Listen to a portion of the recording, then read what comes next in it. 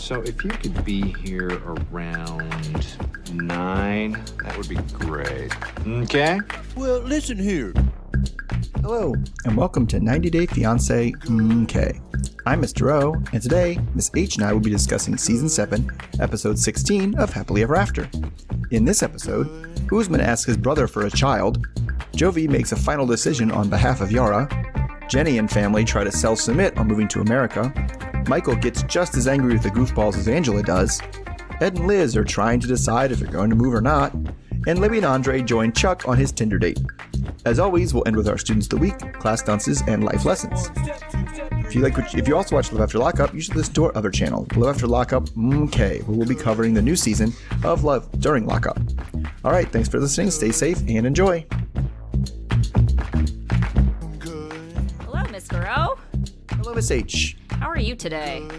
I'm not too bad. I am getting things going on. I'm getting ready for not only the holidays, my family has a tremendous amount of birthdays in December, which is just like, it's crazy.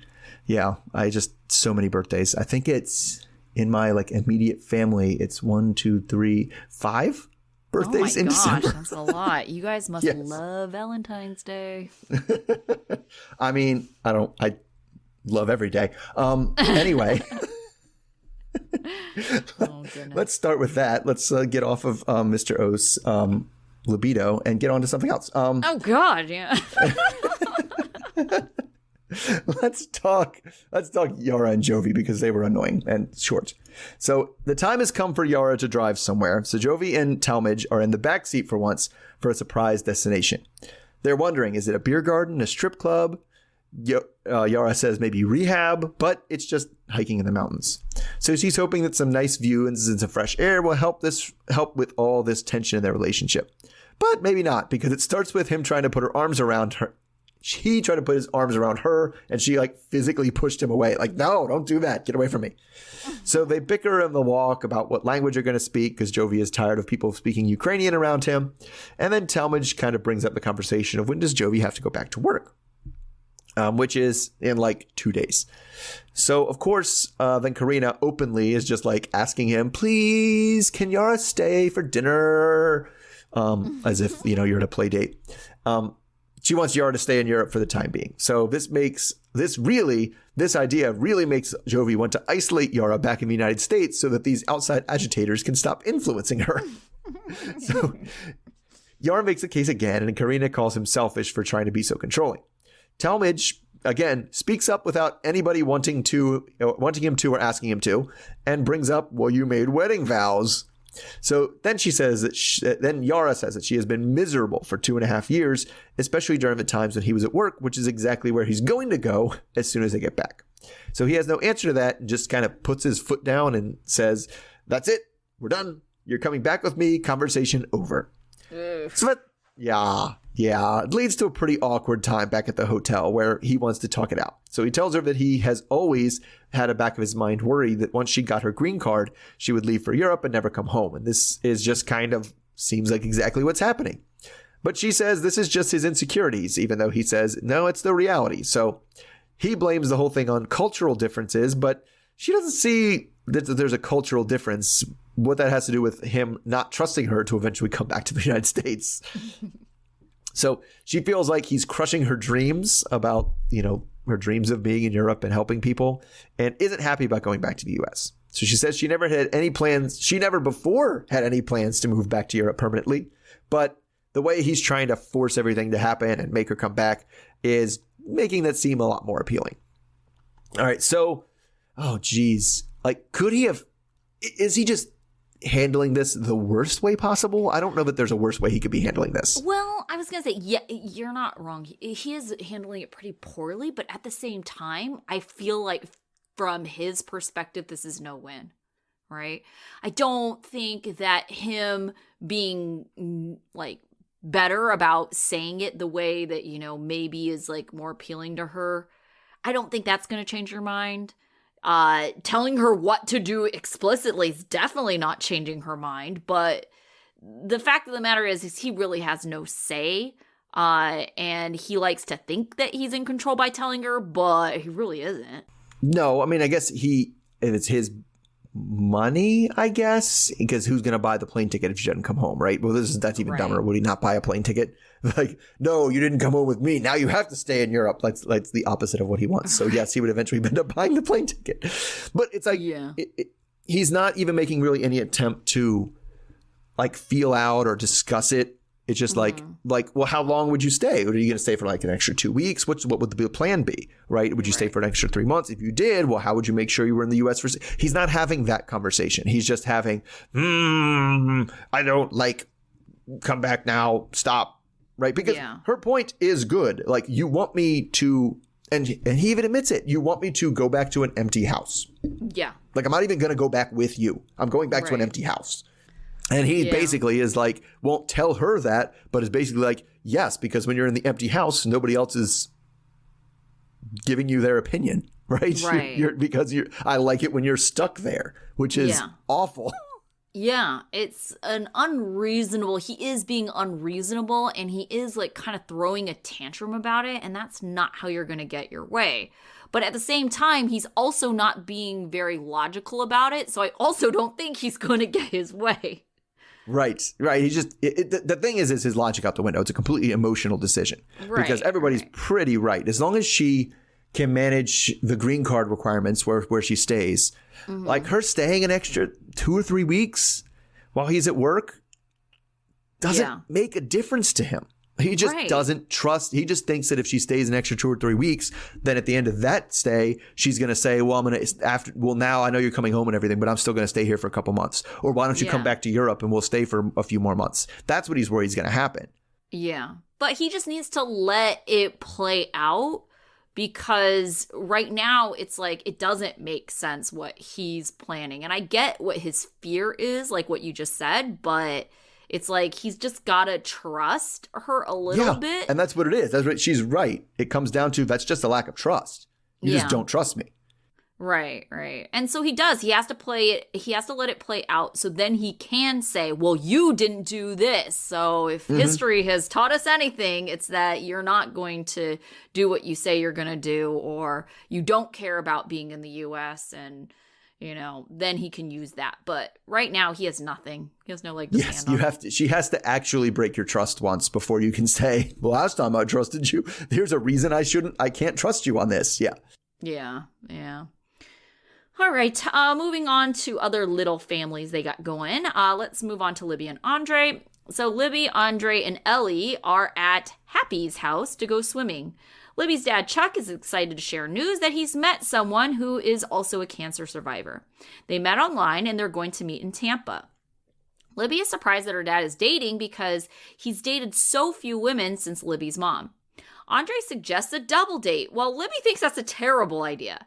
But Chuck likes the idea because he would feel more comfortable with them all there. Libby is reluctant to agree, but since it'll help Chuck, she's okay with it. Meanwhile, we get a segment with Charlie and his wife, Megan.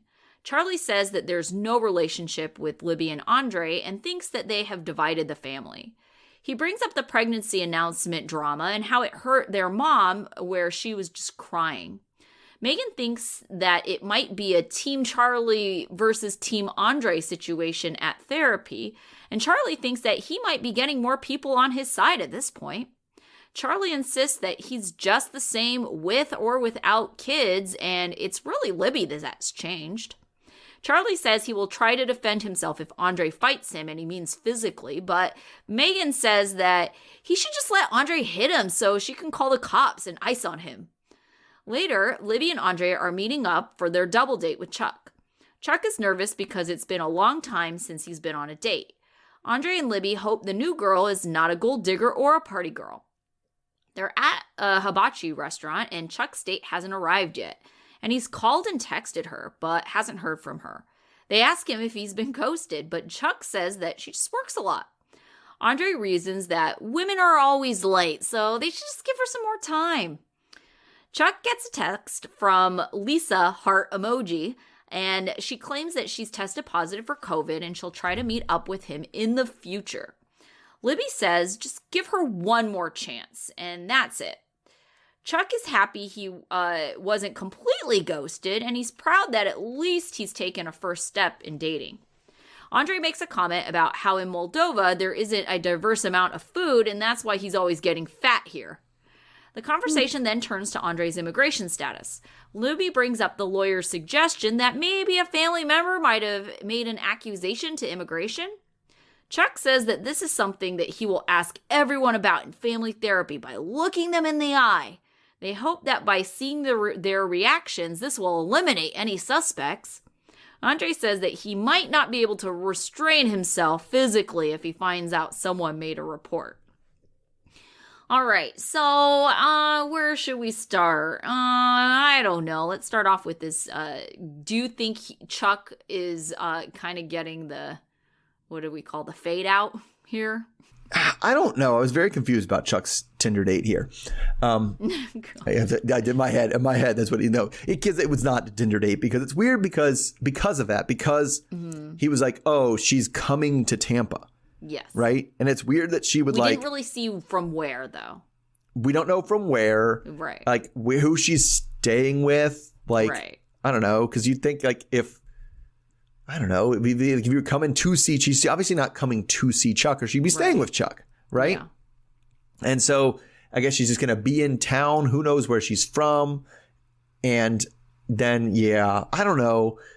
I guess there's been a lot of, I never got this because I was, that's kind of when I went from dating people to like dating a person. Is in the middle of COVID because I don't know if that's the new, oh, yeah, I totally got COVID, so I can't come to the date. No, it was incredibly suspicious. Like, if you legitimately tested positive for COVID, and it sounded like she went to urgent care and that's how she found out, but you had to have been sick enough to go to urgent care in the first place. Why didn't you text him then? Like, hey, I'm not feeling well. I'm going to urgent care. We may have to play later by ear or something like that. But it's just like, she gave him nothing. She didn't communicate anything with him. And then at the very last minute, like after he's already there, which is rude, by the way. It's just totally rude. Because they're stuck. They left their house. Who knows how long of a drive it was to get there? Sure. Right. Now you're testing positive for COVID. It's just like, that to me is real suspicious. And I'm not saying that any of those things couldn't happen, but I'm saying it's the kind of person that doesn't communicate, or there like Libby even said, there's plenty of opportunities to communicate what exactly had happened throughout the day.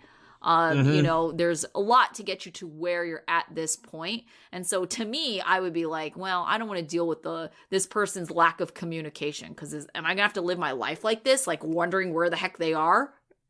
Yeah, I mean, it's that. And I mean, I was a little more distracted by the number of times Chuck was like misusing the word ghosted.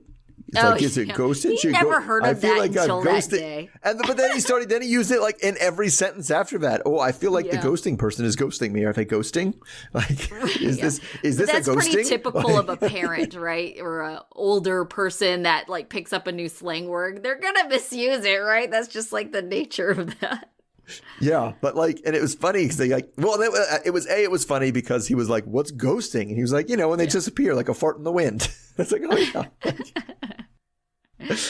yeah. Yeah. I do feel bad for Chuck that this all played out on television, but at the same time, to their own like decisions, right? Their own choices, because it's like, yeah, they didn't need to televise this. Like, none of this. They did not need to film this. You didn't. And we anybody who spent any amount of time dating has had people that canceled like too close to the last minute or whatever. And you're like, oh, okay. Like that's happened to literally everybody. And so it's something that I mean, you feel bad for him, but it's also like, yeah, we've all been there, dude. Like everybody's been there. But yeah, it doesn't necessarily need to be on camera, and it definitely doesn't need to be with your daughter there. No, that was weird. Okay, first of all, why is Andrei suggesting this? And why was Chuck that into it? I was with Libby. I was like, this is a terrible idea. Wait, we're the only ones who think that? Why? In theory, if the date goes well, they'll like flirt with each other, right? Like there'll be some sparks flying. I don't want to see the dad doing that. Absolutely not. No. Yeah, definitely not. Okay, then we get this random segment with Charlie, and this like just made me like, it feels like they're embedding like the family Libby into 90 Day Fiance. Oh, yeah. You know? Yeah. And it just feels like that. Why are we getting more family members? They're not main cast. Like, I don't care. I don't want to see different aspects of this situation. I feel like they're still trying to throw out the stakes, and this is what they're trying to throw out the stakes for this family therapy thing, right? Because you have him being like, well, it's funny because they've had his worry, but like, I'm worried somebody in the family reported me to ICE. Oh, and everyone's like, that's ridiculous. Nobody in the family would do that. And they flip to this lady who's like, I'll report him to ICE. I swear to God, I'll do it.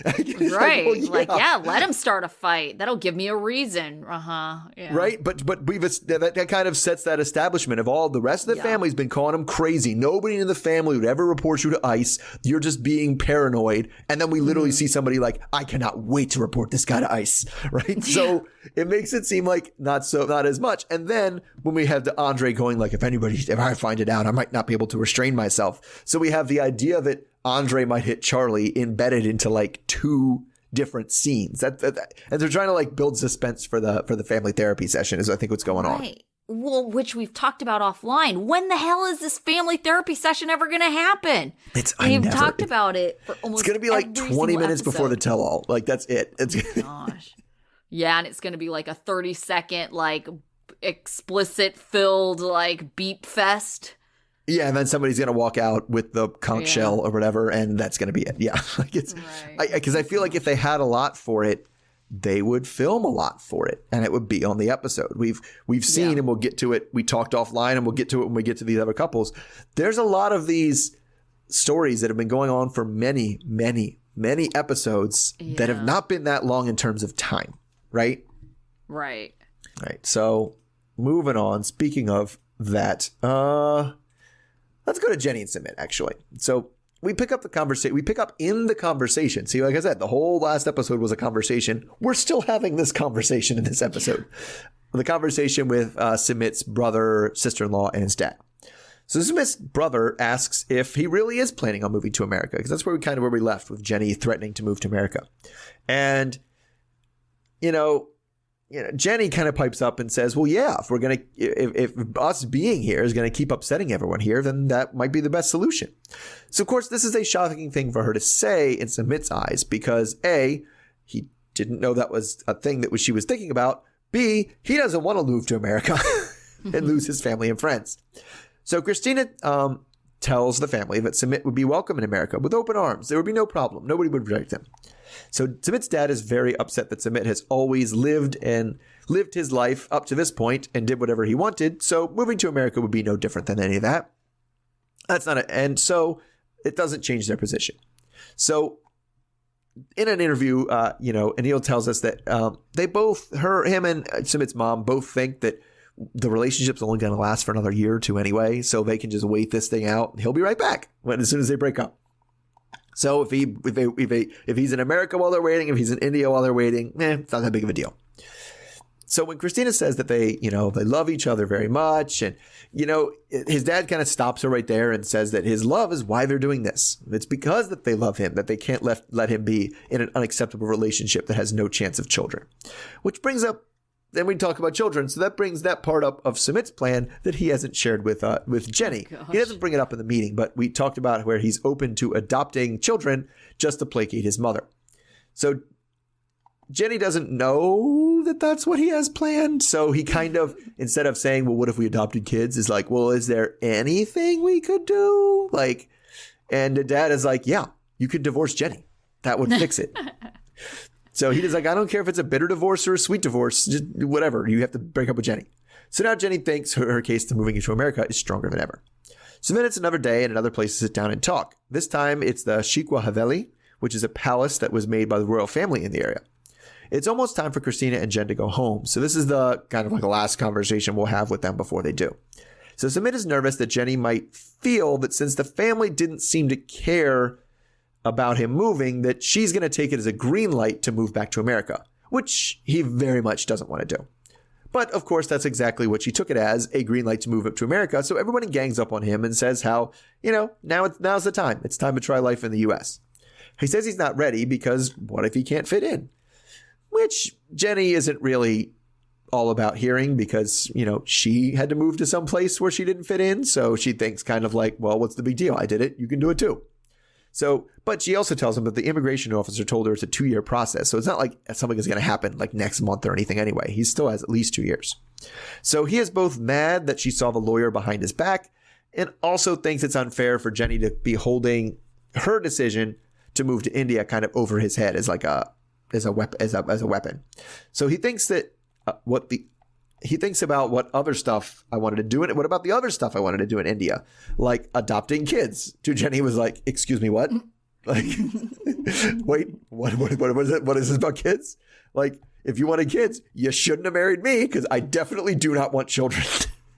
So he does explains that it's really just part of the plan to get his family back. If he has kids, then one of their biggest arguments is kind of, taken off the table.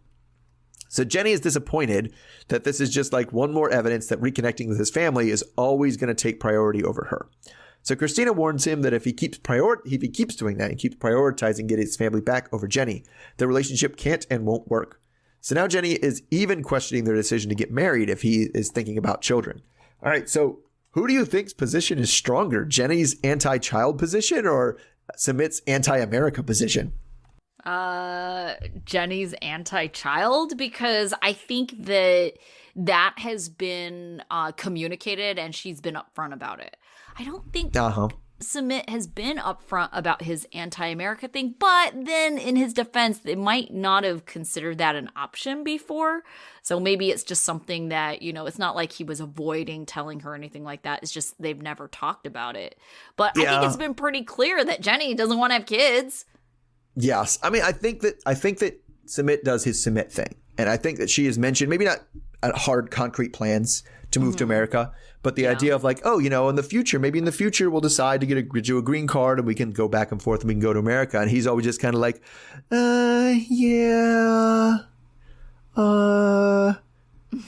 okay, we'll have to think about that.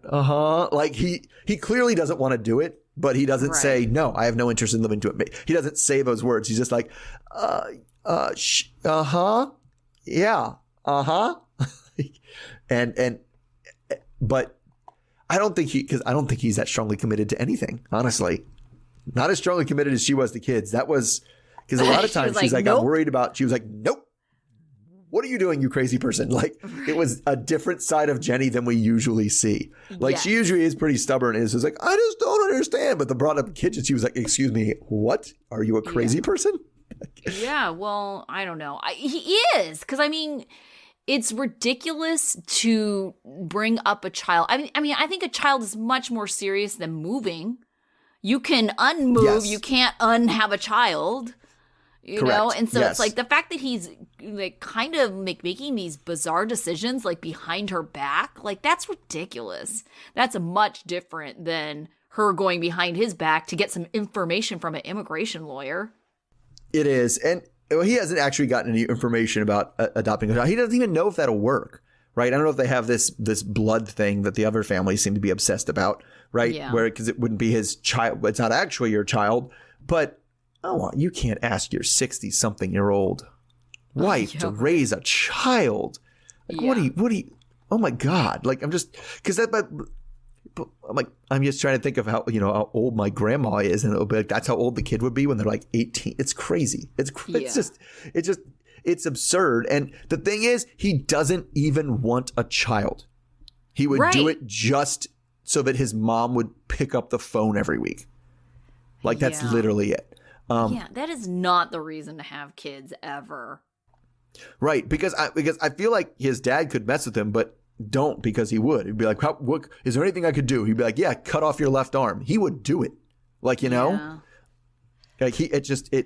it's, I mean, maybe possibly the biggest cultural, like, shock maybe we've seen in the show, just how obsessed he is with getting his mom's approval. He cannot live without his parents' approval.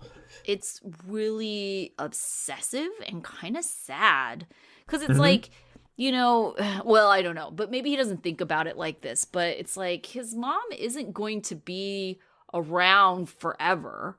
And at that point, he has to be happy. But then I guess his mom would then probably Jenny's older than his mom. Right? That Jenny probably won't be around forever. Right. You're not getting that one doesn't going to work. So, right. But I don't know, but they all say, and I definitely am always curious when I watch this. Is this something like, Sumit would say any Indian person would be the same, would act the same way right. and be just as obsessed about it. But I also wonder a bit if that's like if you talk to somebody of, say, a different political persuasion than me, and they're like, every American wants to have a gun under their pillow. I don't know what you're talking about. Every single one. All of us. Right. We all want that. Like, but we don't, though? Like, but it just feels because what you are and where you think that's what everybody wants, right? Like, yeah. There's definitely things about, that you think are universal cultural things, even in your own culture, that are not. And so I'm very curious as whether this is more universal than he's painting it out to be, as universal as he's painting it out to be, or if he really is an oddball and nobody else would care this much. Mm-hmm. Yeah. Yeah. Oh, goodness. Okay. So moving on to, let's see what we got here. Let's go Michael and Angela. Angela is not happy about hanging out with the Goofballs because they have been against their marriage this whole time. Michael wants them all just to get along. Angela agreed to meet with them because it matters to Michael and she's trying to work on their marriage. Michael tries to tell Angela that they must like her, otherwise, why would they invite her out? She asked the Goofballs how they knew she was in town, and they said she is the talk of the town since she showed up to Michael's house and just made a scene by ripping apart his car. Peter doesn't think Angela realizes how much trouble she actually causes. Ade then asks why he hasn't seen Michael on Instagram since he's trying to be an influencer. And Angela speaks for Michael and says that they're on the verge of divorce because he's been flirting with other women. And she thinks that if they had any respect for their marriage, that they should have stepped in and defended her.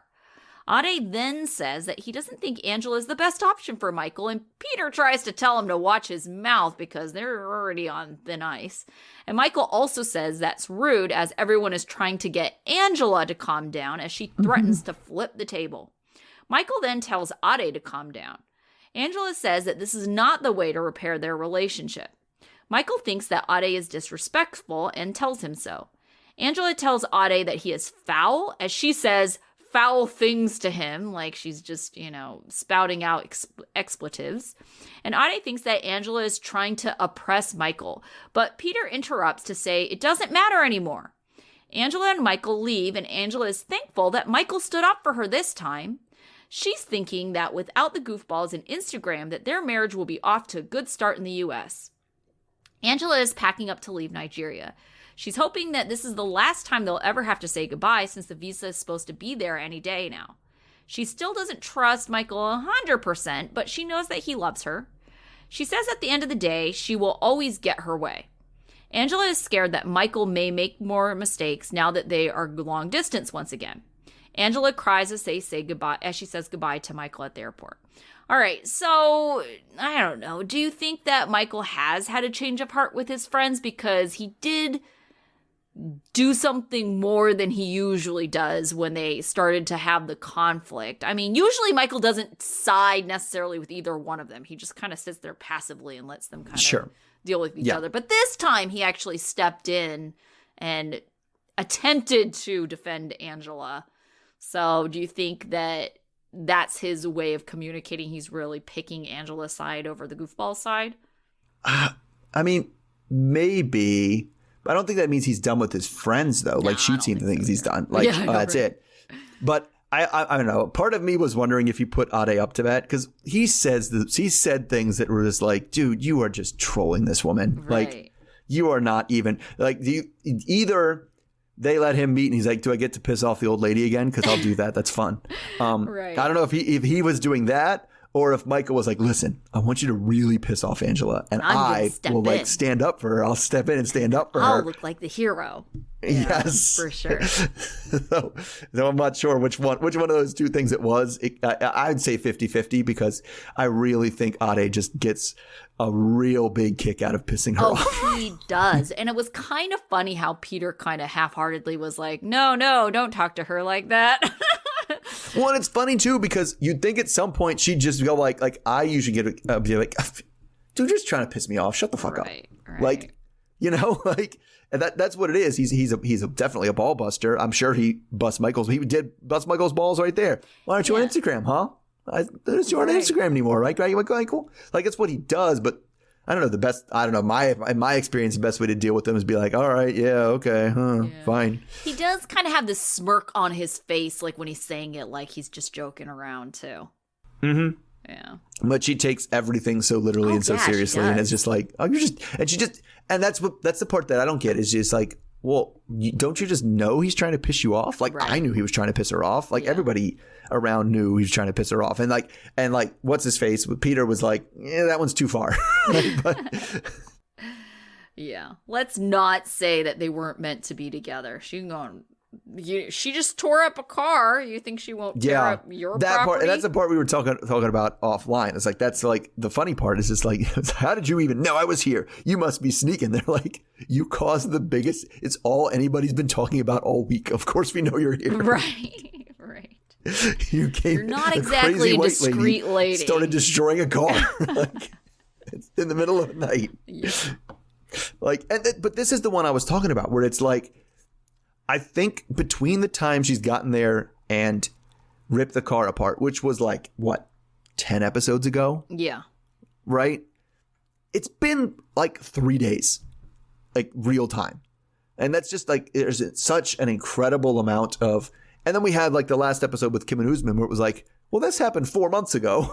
And like, now we're going to do this different thing. Just so much is, everything's stretched out so much. Right. But what's kind of funny about her situation is like there's actually been a lot of stuff. So it's like like we were joking about how, it's like, how did you know I was in town? Well, because you are a lot of drama and you were the talk of the town. It's like, yeah, she's the talk of town. Look at all this drama that we've managed to get like 10 episodes from 4 days.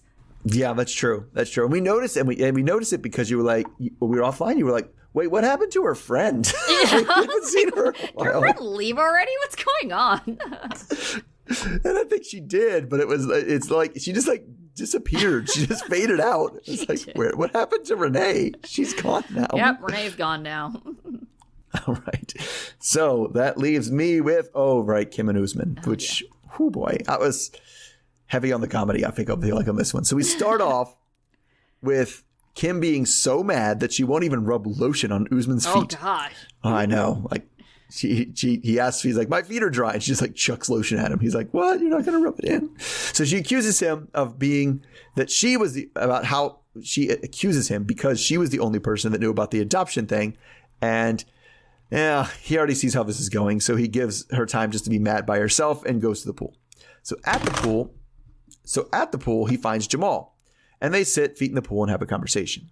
So Usman says that Kim was kind of upset, a little upset, just a titch, because Muhammad doesn't know about the adoption stuff.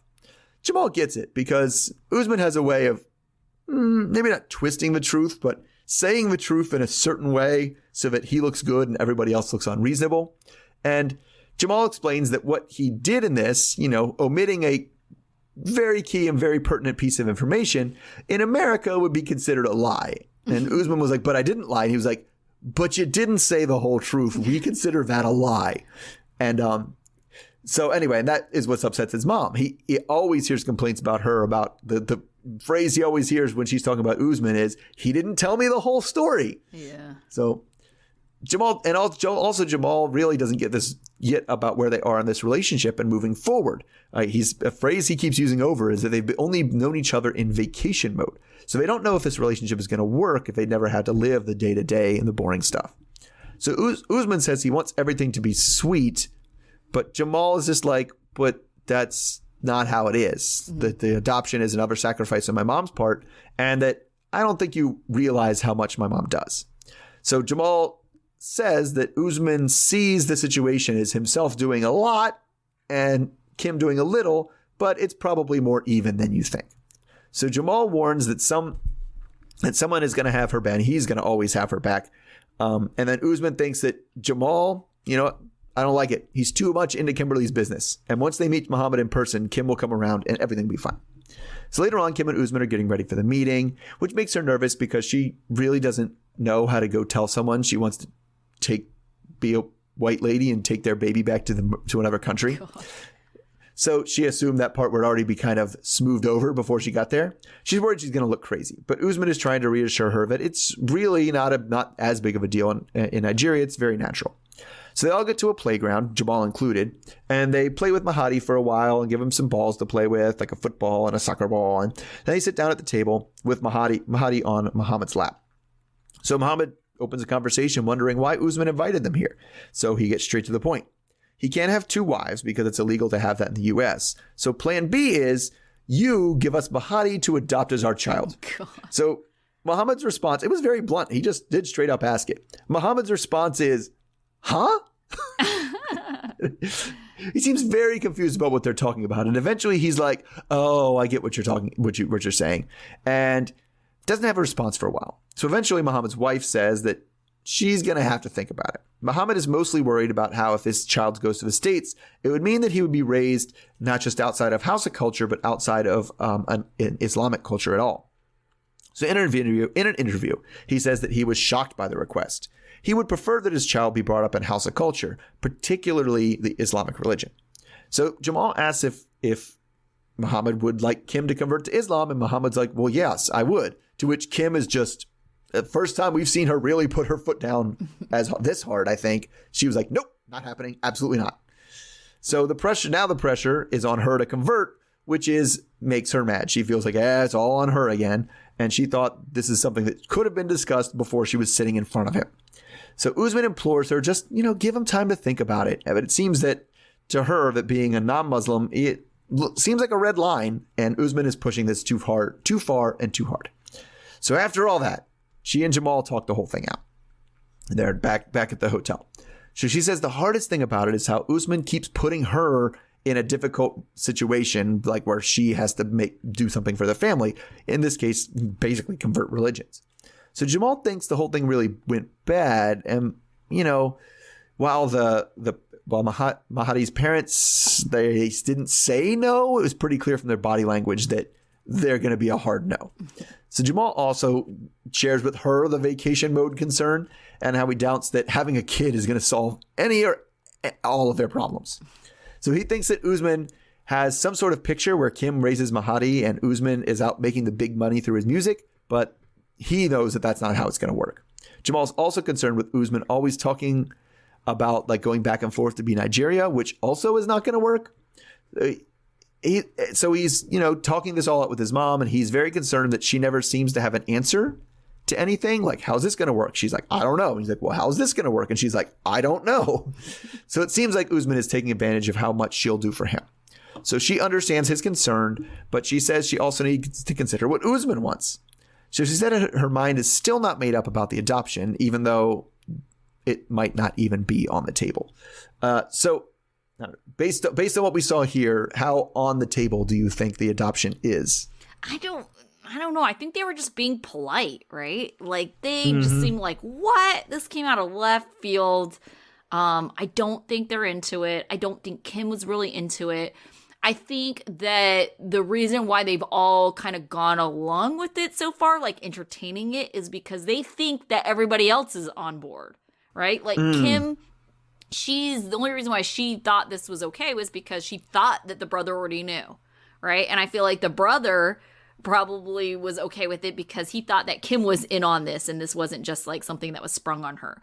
I think if they both were communicating that this was kind of a surprise thing, maybe it wasn't something that they weren't very sure about, this wouldn't even be entertained any further. It is weird that I don't know. I don't know how else I'd do it, but yeah, it just seemed for everybody to be like, what?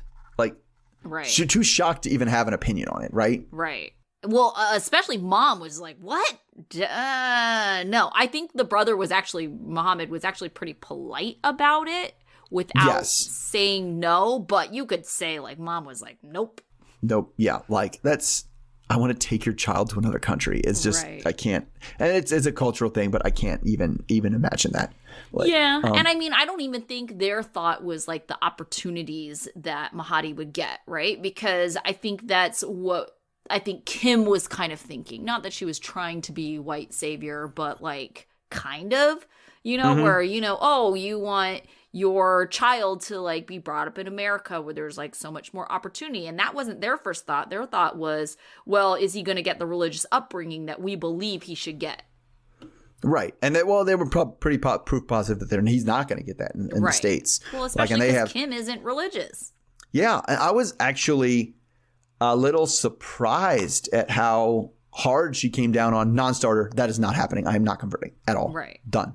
Right. Which I applaud because I think it's incredibly disrespectful to a religion to convert for non-belief based reasons, non-faith based reasons, right? To be like, oh, well, I have to pretend to be a Muslim to raise this kid. Okay, then I'll do that. Yeah. I'll just like go through all the motions and I know I won't believe it. And so I do have a lot of respect for it. I think that's just, like I said, it's incredibly disrespectful to that religion. Yeah. Yeah. I really liked Jamal in this episode. Yes, very much. I really liked the conversations that he was having with Usman. I thought they were really reasonable. I thought they were, I guess, to the point enough. And they like the way that they communicated with one another, it like made me wish that Kim and Usman communicated like that. I feel like Jamal speaking for his mom was very much what she would like feel and what she would want, but she doesn't say it like he does. No, and I think part of it is Jamal is just really good at staying calm. Yeah. And I could tell there were points in the conversation where Usman was doing his thing where he's like, all right, well, I'm going to troll him a little bit and get him yelling at me. And then I get to control where the conversation goes. When he's yelling at me, I get to be the reasonable one. And he just wouldn't engage like that. Right. He would, he said things like, I just want everything to be sweet and do the thing. He was like, well, that's not the way it is. Right. And when he said something like, I'm always going to have my mom's back. And he's like, nobody needs to have your mom's back. Nothing. It's going to go 100% fine. Usman was getting angry and Jamal was just like, okay, I hear you feel that way, but I'm always going to have my mom's back. Because that was his MO with both. His MO with Kim. It's his MO with baby girl Lisa. Right. Yeah. Is he just gets them, I'm losing this conversation. So I need to steer it in a direction where they fly off the handle. And now then later they're going to have to apologize to me. Yeah. Right. The best thing that can happen to him in a conversation is he gets a milkshake thrown on him because now he's the good guy. Yeah. And that just wasn't happening with Jamal. Jamal just was logical and calm. Yeah, that is true because we don't really think of Usman as being kind of like the, high-strung, unreasonable one because it's like, well, he's surrounded by people that are more high-strung and dramatic than he is. Right, because his thought he does the logic to his thought process, and that's the kind of what Jamal called him on. He was like, when he talks, it's not really a coherent thought, which is like, I just want the very sweetness of the world to have everything, the love I have for her. And he's like, well, that's great that you want that. That's not the way it is. Yeah. And it's like, and it kind of takes away from him. And he's just like, well, you think I don't trust me? And especially that's with him. He would tell you, he's like, you don't trust me? And he'd be like, no, I don't. Yeah. Like end of story. But yes, the points got actually made. And it was a fight to the point and a disagreement to the point where I was like, oh, I see what both of these people are trying to say, which is so rare in the show. I know. Yeah, it was like a productive conversation. Yeah, it was really good. Okay, hate to backtrack, but I forgot to ask you this before. Didn't we talk about this kid, or not us, but wasn't this kid introduced as 2 when we first heard about him? No, but then they said he was 4 in this episode. It's like, how old is this kid? That's even worse. Like at a certain point, like it's already hard enough. And I feel like by the time you're 4, you know who your mom and dad are. Yeah. And you're like, where's my mom? Like, where's dad? Like, what am I going to, like, they're not, it's just that's too late to start. Yeah, to start. It's crazy. 2 is kind of okay-ish. I think you're still pushing it. Yeah, no, you definitely are, but like they won't remember in a year or 2 because like even my niece, we were talking about something that had happened. My dad was saying something like, "Oh yeah, she's never stayed at a hotel." Like that's what she told him. And then I was like, no, she stayed at a hotel. She was like a little over 2. And I thought she would remember that because it was very like different from her everyday like routine. And, so I thought it would be very memorable, but apparently she doesn't remember that. Yeah, no, I think most people don't start forming permanent memories until they're like 3. And because, yes, and to be fair, there's plenty of people who get adopted when they're 2 that, when they're grown or like, yes, that's my mom. That's the only mom I've ever known. Right. That's not crazy. That's not out of the ordinary. So maybe 2 is, but 2 at the time when you are that age, you're able to say mom and dad, right? You just won't necessarily remember it. This isn't like an immediate process. So it's like, okay, let's say, like, for 6. example, they all agree, right? And it's like, well, Kim is still in the U.S. So, and I don't think Usman's taking on daddy duties solo. So he's going to let them live with, their son until like this visa thing happens. And it's like, how old is this kid going to be? If it's anything like Angela and Michael, this kid's going to be like 7 or 8. And at this point too, if it's like, oh, the point is you need to have a child of your own. Right. And you're going to, that's what we're doing it. And we're letting the kid go. Why didn't you just go, all right, well, let me tell you, let me get the 17-year-old right there, and then I'll adopt him for like a year, and I'll have a child of my own, and then we'll be good. Right. Because at this point, his kid's going to be like 7 or 8. Yeah. It's going to be like, did you really raise that kid? Because I feel like he was halfway done. Yeah. So I don't know. I think this plan is falling apart quickly. Very quickly, yes. Yeah. Okay. Let's talk about maybe other relationships that might be falling apart. Ed and Liz, they are walking on the beach enjoying San Diego and contemplating their move out of San Diego, as was mentioned in the last episode. Ed is open to the idea of moving to get away from all the negativity. They struggle over getting Ed's sweater on the right way before they dive into a discussion about Liz working more hours at work. Liz is going back to the restaurant as a full-time manager. Liz wants to reassure Ed that there's nothing to worry about. Ed says that the space is good and the money is good for them to try afford a house. Ed is scared because Liz's working has been a source of problems in the past, and he says that he's just going to have to be okay with it to keep the peace. Liz says that there's going to be times she will have to pick up a shift and maybe be home late occasionally. And Ed says he will never be okay with a 12 to 1 a.m. release from work time. And Liz says it's a restaurant, so it's just not reasonable to eliminate that as an option. But Ed thinks that coworkers just want to party and Liz will go out and party with them. Ed says he will never be okay with working that late, and Liz says she doesn't have a choice and will have to follow his terms, I guess, if that means that she can't work late. Ed doesn't like how that makes him look, so he's trying to make it seem like they are choosing this together, but Liz is clear that she's accepting his terms, and if it were up to her, she would just work late. Ed says that no job is more important than them. Later, Liz is working when Ed comes in to say hi to, as he puts it, show his support. But really, I think he's just trying to get free food. Yeah. Yeah, Liz is feeling good because the chef has offered her a partnership in the restaurant, which is a huge promotion and a huge opportunity. Liz tells the news to Ed, who does start with a congratulations before he starts to ask logistic questions. He brings up that she's the one who wanted to move, so why is she trying to get tied down with this job here? Ed thinks that she's choosing her career over them, and that feels selfish. He says he wants a wife, and this sounds like too big of a commitment. Ed says that they should just wait and see exactly what the offer is.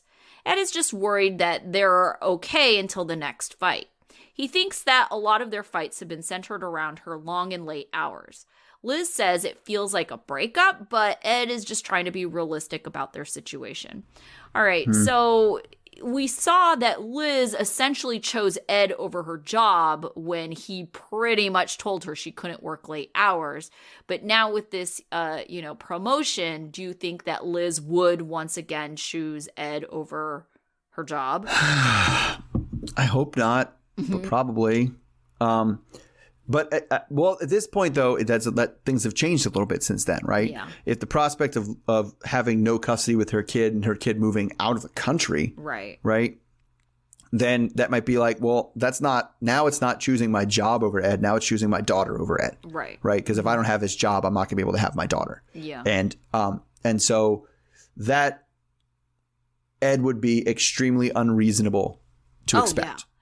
Extremely unreasonable to expect. I can already see him being unreasonable, but he is so like, concerned with his image that as soon as she said it in a way, he was like, no, this isn't like my way. And she's like, no, it is your way. It is. Because I don't think that Ed responded to anything that happened in this entire episode without saying, I want or I don't want. Right.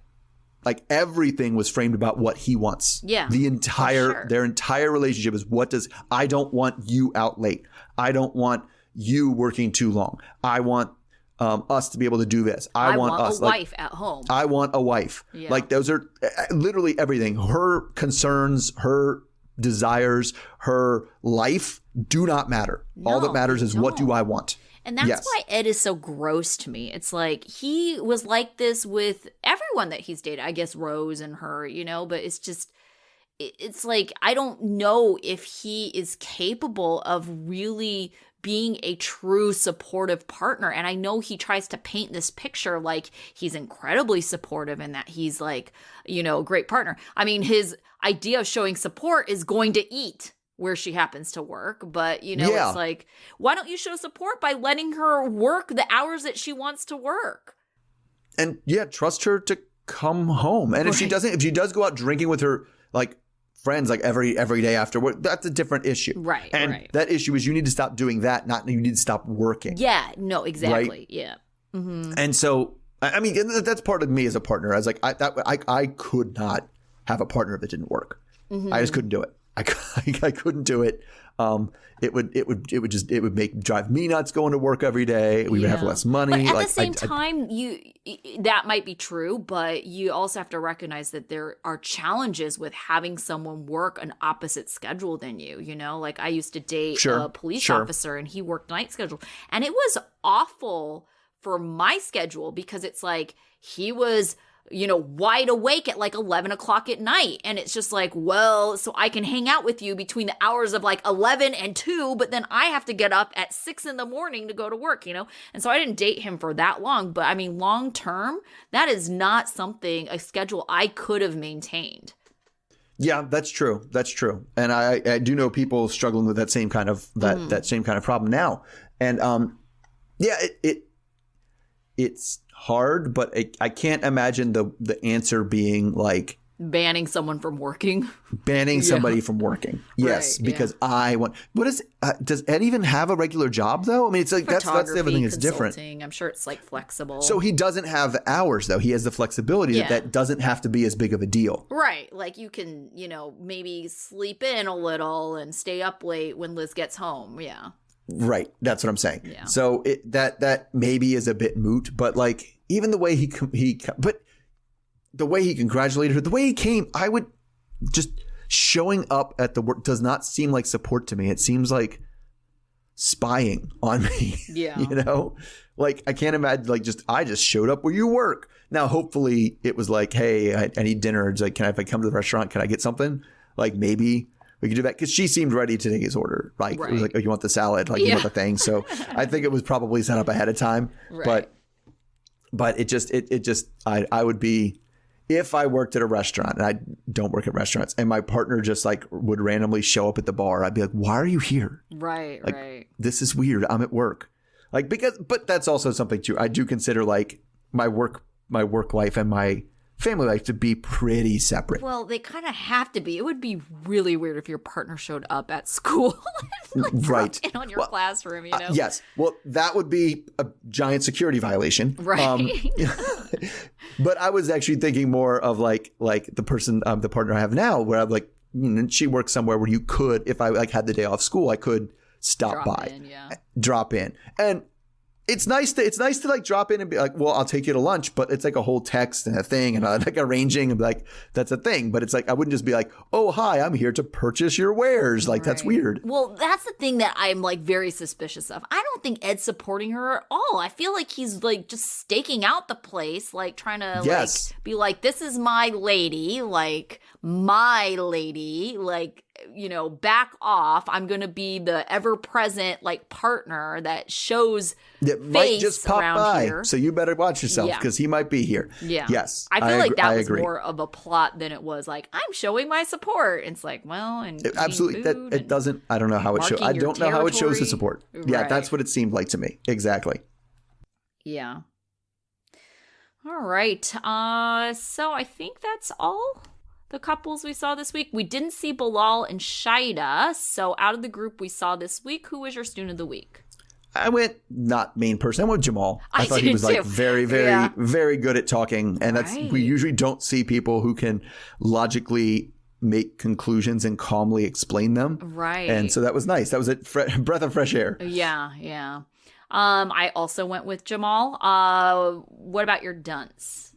I went with Ed. I did too. We were on the same page this week. Yeah, same page. We just talked about him, so we talked about all that shitty I just crap felt like he even saw how gross what he was saying. Like, yes, I guess these are your terms and I have no choice. And he's like, whoa, you have a choice. And it's like, not really. Yeah, not really the way you just put it, right? But, and I also think he really wanted to. You could see him like, she told him about the partner thing, and he was like, well, first of all, congratulations. Yeah.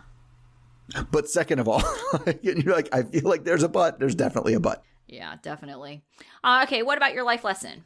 All right, so if you are in a relationship and you want to consider it a partnership, you cannot say things like, because I said so, and that's the way it's going to be. I know, that's like so fatherly. The opposite of a partnership. Right. And when people, and that really messes up relationships, right? When one person sees himself, you get that parental parent-child relation dynamic going on. It really tears apart relationships. Yeah. Now, it usually happens when I actually just read an article about this. A lot of times when housework is not evenly split. And the woman does so much housework that she feels to the point where, and you've heard this cliche a lot, that you feel like she has another kid. Yeah. Right. I have two child kids and one adult kid. Yeah. And that like really hurts like things like the sex drive and it really damages the relationship. Yeah. And so this is another way of being. So yes, trying to be her dad is also going to hurt the sex drive and ruin the relationship. Well, she's already even said stuff about like, feeling like Ed is her dad. Yeah, well, I was thinking about Yara and Jovi did the same thing. Oh, right. Oh, yeah. That's not good. Mm-hmm. Okay, my life lesson is it's unreasonable to think that a partner's friend should always defend you. If they're a good friend to your partner, they should be looking out for their friend. They should always be respectful, but you can't expect anything more out of them. Like, it was unreasonable for Angela to think that these goofballs were going to defend their relationship when she wasn't around. Yes, because the goofballs, I mean, she's just taking for granted that the friends think the relationship is good for Michael. Right. And I think she also kind of mistakes that she thinks like she's a good person and that they should like want to defend her as well. It's like, no, I don't think that's what they think. Very much thought the goofballs were like, this might lead to divorce. And they were like, well, that sounds like a positive development. This would make your life better. Yeah, definitely. All right. So we will be back with this group next week. They keep on teasing a family therapy, but who knows if it'll ever happen. I know. And we have like no idea. I'm assuming there's not going to be a episode on Christmas and probably not on New Year. Well, we don't know. But who knows? We'll find out the day before, and then we'll be scrambling to try to get our schedules to work. Yes. Yes, the day after on Boxing Day. We'll be like, oh no. Okay, but we will be back next week because there is an episode next week. Yes, we will be back next week. Okay, sounds good. Until then. All right, see everybody then. Okay, bye. Okay, bye. Good.